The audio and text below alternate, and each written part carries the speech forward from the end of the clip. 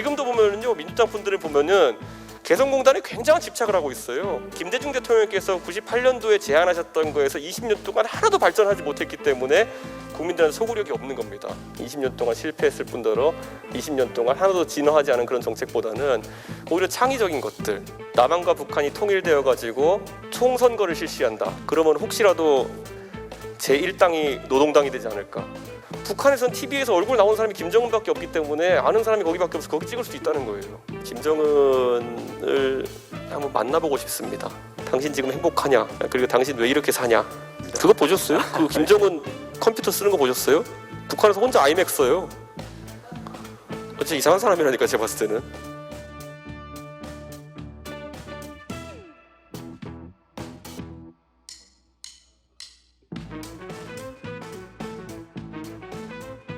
국민의힘에서는 어떤 종전선언 내용에 들어야 할지, 그리고 종전선언의 선결 조건이 어떻게 될지, 좀 더 나아가서는 과연 종전선언이 그 북한 비핵화 협상을 이끌어낼 수 있을 정도가 될 것이냐 하는 데에서 한번 의견을 말씀해 주시겠습니까?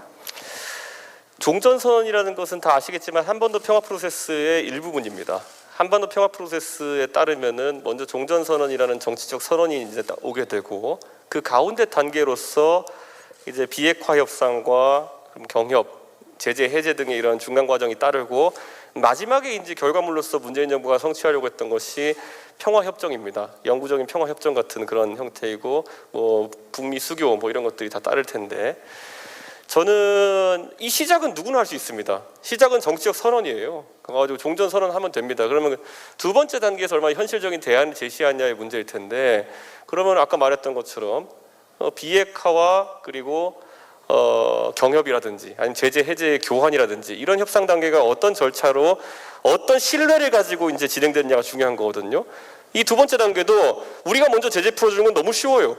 근데 그걸 항상 못하는 이유가 그런 상호주의 원칙 하에서 우리가 돌아가야 되는 것인데, 이게 줄다리기라고 했을 때 둘이 동시에 손을 놓는 게 얼마나 어렵습니까?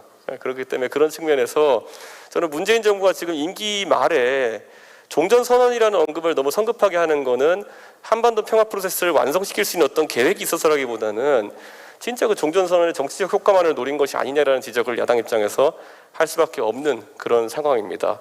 저는 그래서 그 미국 관계자들도 그 결국에는 그 소위 바터라고 할 수 있는 그 경협이나 아니면 제재 해제와 그 비핵화를 어떻게 가져갈 것이냐에 대한 질문이 계속 나옵니다. 그 한반도 평화 프로세스 얘기하면은. 근데 저한테 그렇게까지 이제 설득력 있는 이야기를 하는 민주당 쪽 인사는 제가 만나보지 못했거든요. 그래서 저는 그 부분이 굉장히 좀 우려스러운 건 사실입니다. 이거 종전선언만 떡하니 해놓고는 둘째, 셋째 단계가 안 되는 것. 우리가 사실 요건 약간 여담인데, 제가 이번에 미국 방문할 때 굉장히 특이한 사람이었던 게, 아마 전 세계에 저 같은 사람 없을 것인 게, 저를 수행하러 가신 우리 당 의원님들이 몇 분 계셨어요. 근데 제가 딱 미국 사람들이랑 관리들이랑 앉아가지고 이야기하는데, 왼쪽에는 북한 외교관 출신 태용 의원, 오른쪽에는 남한 외교관 출신 조태용 의원, 이렇게 둘이 앉아가지고 각자 이제 그 관점에서 저를 서포트하면서 각자 얘기했는데, 너무 느낌이 좀 달라요. 제가 우리 같은 당 의원님들이지만은. 그래서 제가 나중에 이제 저희끼리 식사하면서 태용 의원님한테 북한 외교관들은 협상하는 자세가 그 서구 외교관이나 남한 외교관이랑 다르냐 이렇게 얘기했더니만요, 태용 의원님 웃으면서 이렇게 말씀하시더라고요. 대표님, 북한은 선거가 없어요. 이렇게 얘기하는 거예요. 북한은 선거가 없기 때문에 어떤 협상이든지 간에 시간을 무제한으로 활용할 수 있다라는 그 얘기를 합니다. 하지만 서방 국가들이나 아니면 우리 대한민국만 하더라도 선거 일정에 따라 가지고 어떤 협상을 진행했을 때는 절대적 약자에 우리가 놓일 수밖에 없다는 것이죠. 그렇기 때문에 저는 이걸 들으면서 이 한반도 평화 프로세스라는 것도 문재인 정부에서 사실 그 빅딜 방식의 어쨌든 트럼프와의 그런 어떤 운전자론 이런 게 실패한 뒤에 지금 뭔가를 시작하기에는 좀 위험한 지점이 있겠구나. 과연 문재인 정부 임기 끝날 때까지, 선거 전까지 북한과 타결을 했을 때 그것이 시간에 쫓겨서 하는 합의가 아닐까라는 우려를 할 수밖에 없는 것이 그런 현재 상황입니다. 지금도 보면은요, 민주당 분들을 보면은 개성공단에 굉장한 집착을 하고 있어요. 개성공단만 되면은 갑자기 대한민국 GDP가 몇 프로 늘고 맨날 이런 얘기 하시거든요. 근데 거기서 소목시계 아무리 만들어봤자 뭐가 그렇게 GDP가 늘어나겠습니까? 베트남 가서 만든 게 나을 수도 있어요, 차라리. 그러니까 저는 이제 이 햇볕 정책이나 아니면은 이 대북 교린을 이야기하시는 분들도 김대중 대통령께서 98년도에 제안하셨던 거에서 20년 동안 하나도 발전하지 못했기 때문에 국민들한테 소구력이 없는 겁니다. 아직까지도 뭔가 북한 관계에 있어가지고 그분들은 선결 조건으로 금강산 관광과 그 개성공단을 이야기하고 계세요. 언제적 이야기입니까? 지금 보면은 옛날에 금강산 관광이라는 것이 98년도에 상징적인 의미가 있었을 때, 그리고 나중에는 가는 사람이 없어가지고 고등학생들 다 지원금 줘가지고 수학여행 보낼 때, 이럴 때까지 간 다음에도 지금 의미가 하는 게 뭡니까? 저는 거의 없다 보거든요. 그런데 이런 것들에 집착하는 이유, 저는 그쪽도 어느 정도 이제 국민을 설득하기 위해서는 새로운 아이디어를 내야 되는 것이고, 그래서 저는 오히려 제가 선제안을 던지려고 합니다. 제가 만약에 그런 위치가 된다면 나중에 아까 말했던 것처럼 개성공단 왜 자꾸 하자 그러냐, 파주공단 하자.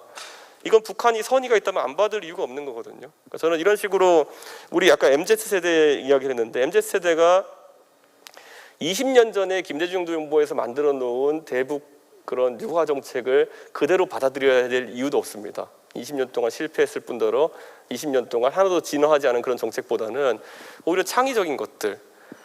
어떤 분들은, 젊은 사람들은 이런 얘기도 해요. 북한이 진짜 그러면 내려오는 게 그렇게 힘들고 그래서 경협하는 게 힘들다 그러면은 미국과 인도의 협력 모델 하면 이런 것도 있습니다. 미국에 있는 모든 IT 기업은 콜센터를 인도에서 운영합니다.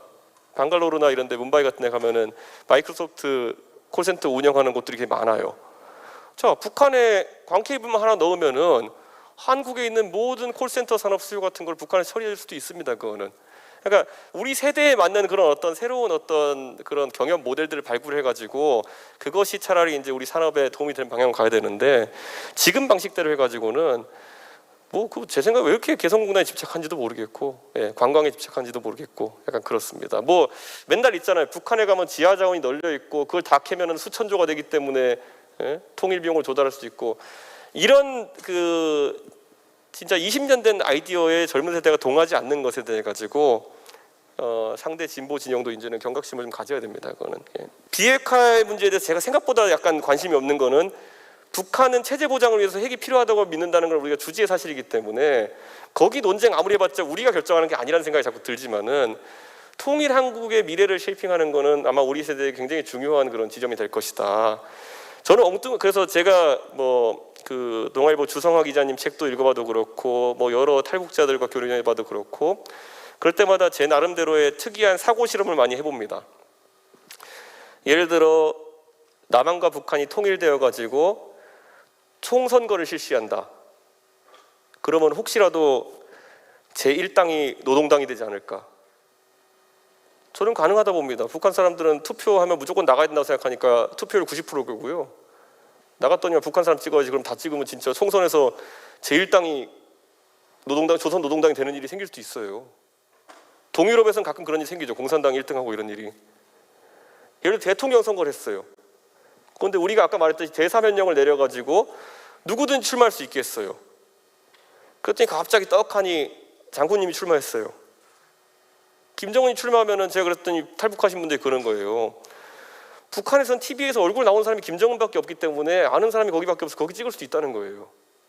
그러니까 그럼 우리 대한민국에서는 민주당 후보, 국민의힘 후보, 거기는 조선노동 후보 나오면은 우리가 질 수도 있어요. 그러니까 제가 이런 말도 안 되는 우스운 이야기를 던지는 건 뭐냐면은, 적어도 이게 이런 고민들이 훨씬 더 고차원적이고 통일을 향해 다가가는 데 있어가지고 저는 필요한 고민들이라는 생각을 저는 하는 거죠.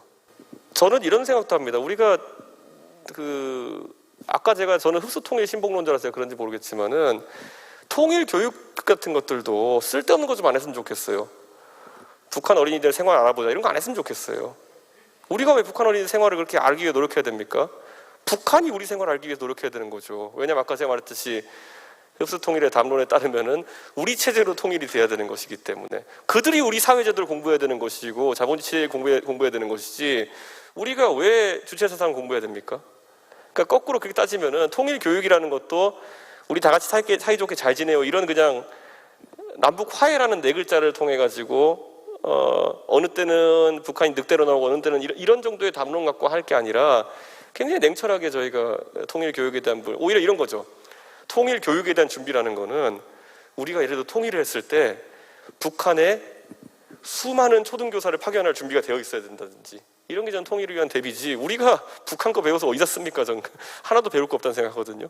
그러니까 저는 이런 것들도 완전 관점을 전환할 필요가 있다. 통일 대비 교육이라든지 이런 것들도. 임기 동안에 이루고 싶은 한반도의 모습 어떠신가요? 한반도의 모습이요? 제 임기가 2년인데 아까 제가 말했듯이 저는 김정은을 한번 만나보고 싶습니다. 옛날에 그래서 맞는지 틀린지 모르겠지만 누가 김정은 G메일 주소라 그래가지고 저한테 보내줘가지고 그 이메일 보내본 적도 있는데 답장은 안 오더라고요.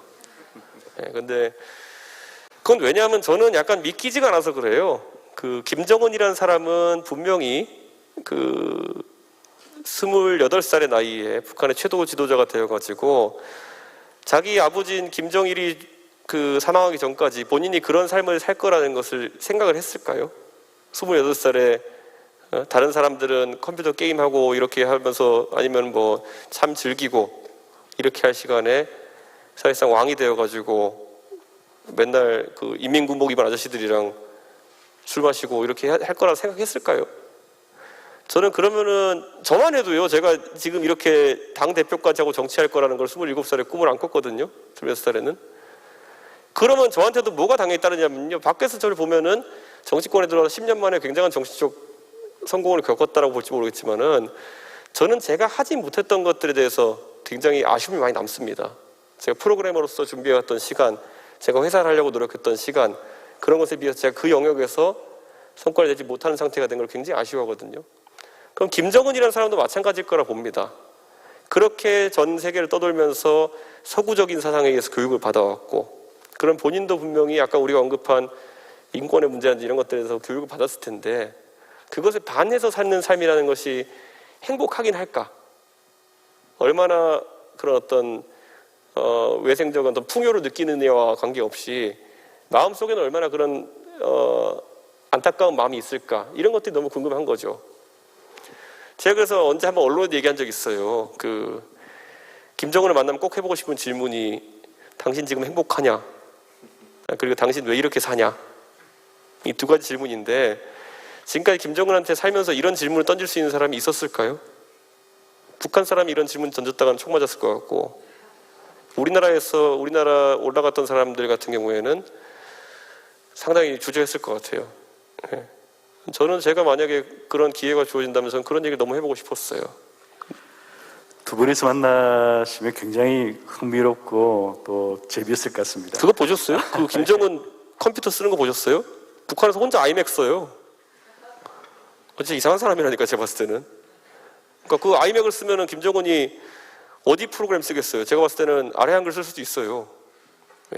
맥 혼자 쓰는데 누가 김정은을 위해서 북한에서 따로 프로그램 만들어주겠어요? 앱스토어 가가지고 아래 한글 받아 쓸 수도 있어요. 그러니까 저는 김정은은 우리가 생각하는 것보다 굉장히 좀 특이한 사람일 수도 있다는 생각을 하고, 물론 그의 악행에 대해 가지고 저는 항상 규탄합니다. 뭐 사람 쏴죽이고 그런 것에 대해서 항상 규탄하지만은 적어도 그에 대한 접근을 다르게 해볼 필요는 있다는 생각을 좀 합니다.